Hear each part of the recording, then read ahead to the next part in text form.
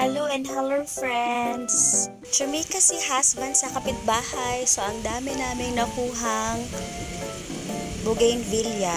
Ever since gusto talaga namin magkaroon ng bougainvillea kasi ang ganda-ganda kapag summer. Lalo na yung mga pink na pink or fuchsia. So eto. So try ko tong mga cuttings tapos tatry ko na magkaroon siya ng mga roots. So hopefully umeffect ang green thumb ko.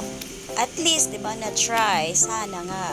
So, cut lang natin tong mga to. Tapos, tanggalin natin yung mga dahon. And then, eventually, mamaya tatanim na natin siya. Buti may empty pot ako. O, dito natin siya itatanim. So, tinatapos ko lang lahat siya i-cut para later on, tatanim ko na siya. Although, madami-dami rin naman tong nagawa ko. Ang saya. Pero later, ayan. So, tanim na natin sa pot. Ganito itsura niya. Oh, so, ang dami, ba diba?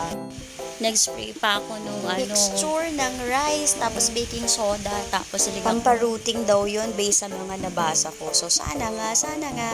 After all, trial and error lang naman ito. Pero hopefully, mag-work, ba diba?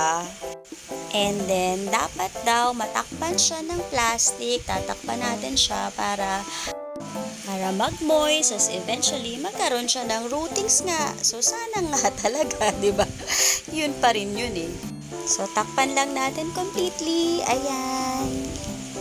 Sana ma-cover ko siya ng husto.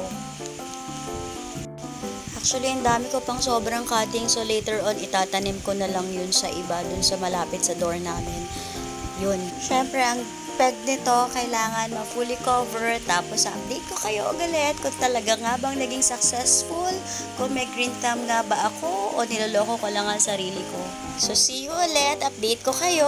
Oh, feeling may bagong pa-update.